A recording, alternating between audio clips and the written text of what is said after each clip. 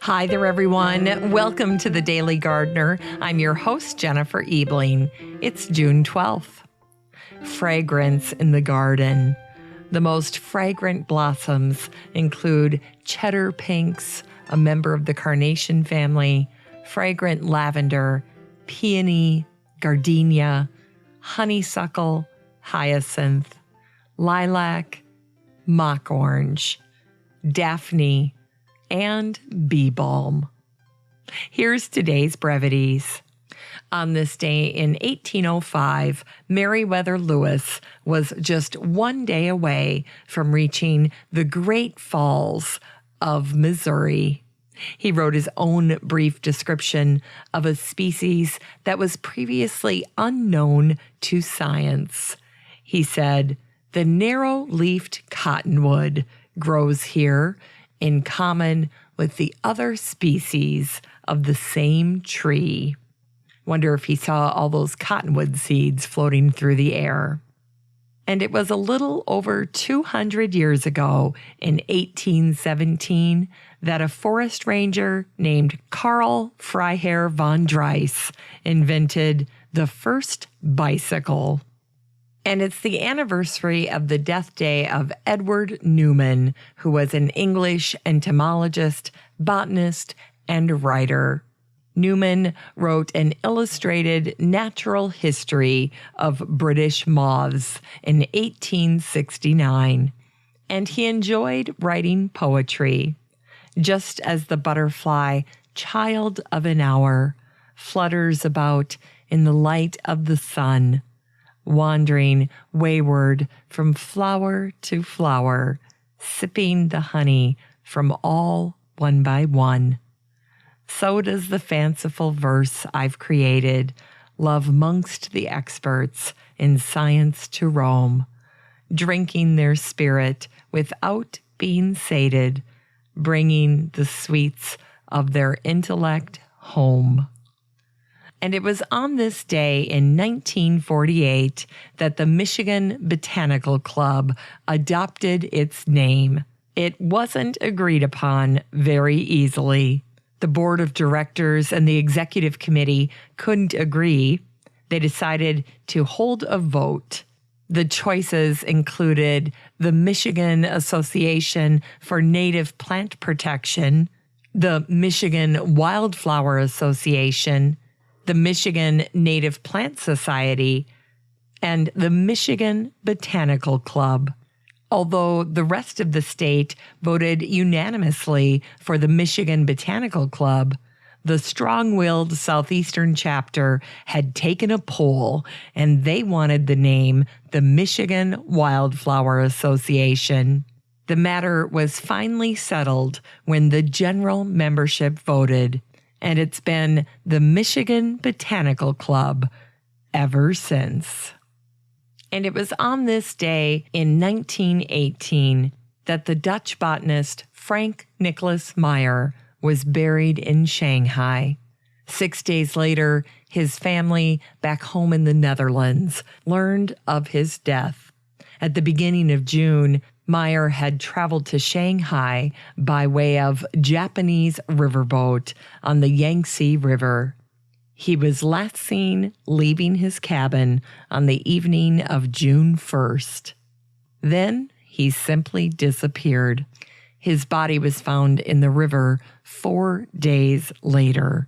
Meyer was just 43 years old when he either fell overboard or was murdered. In either case, his legacy continues not only in the plants he introduced, like the Meyer lemon, but in the magnificent photographs that he took in China. In Unearthed Words, here are some short sayings about June. This one's from Bern Williams. If a June night could talk, it would probably boast it invented romance. Here's one from Al Bernstein. Spring being a tough act to follow, God created June. Here's one from Gertrude Jekyll from her book On Gardening. What is one to say about June?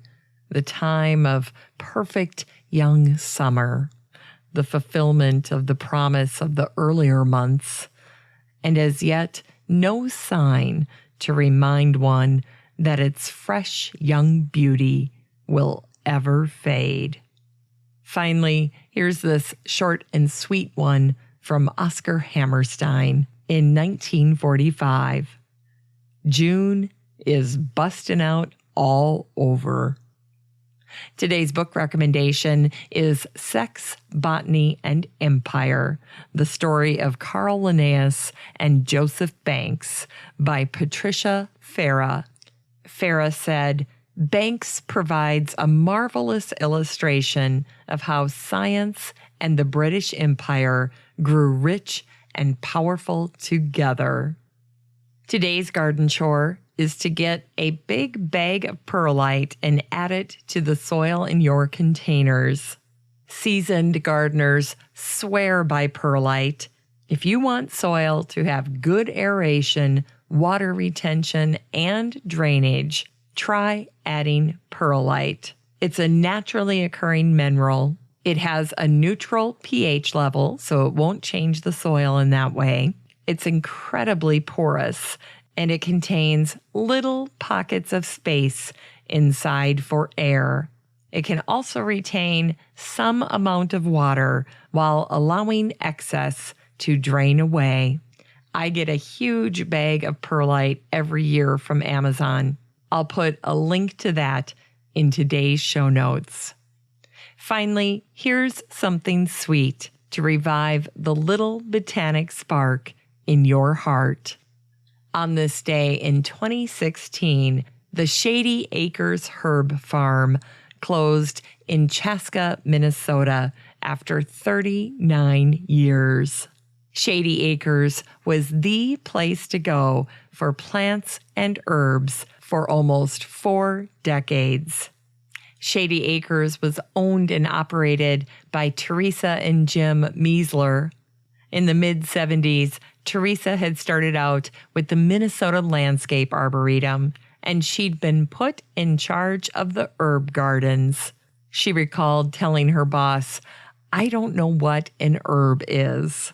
7 years later, Jim and Teresa started Shady Acres Herb Farm with seedlings grown in Dixie cups in their basement. Over time, they cultivated and sold over 600 varieties of culinary herbs and vegetables. Since the closing of their farm, Shady Acres has been moving in a different direction. They're now committed to teaching others about growing plants, and they do that in their monthly newsletter. And you can check out their website at shadyacres.com. Thanks for listening to The Daily Gardener, and remember, for a happy, healthy life, garden every day. The Daily Gardener is produced weekdays in lovely Maple Grove, Minnesota. You can find complete show notes over at thedailygardener.org, and be sure to share the show with your garden friends. You can find The Daily Gardener on all your favorite social media, Instagram, Twitter, and Pinterest, and of course, Facebook. While you're over at Facebook, don't forget to join the Daily Gardener community. Just search for these 3 words, Daily Gardener Community. The group will pop right up, and then request to join. Finally, I want to thank my team at Podfly Productions, where my fabulous editor is Eric Begay. Have a great day in the garden, and we'll see you tomorrow.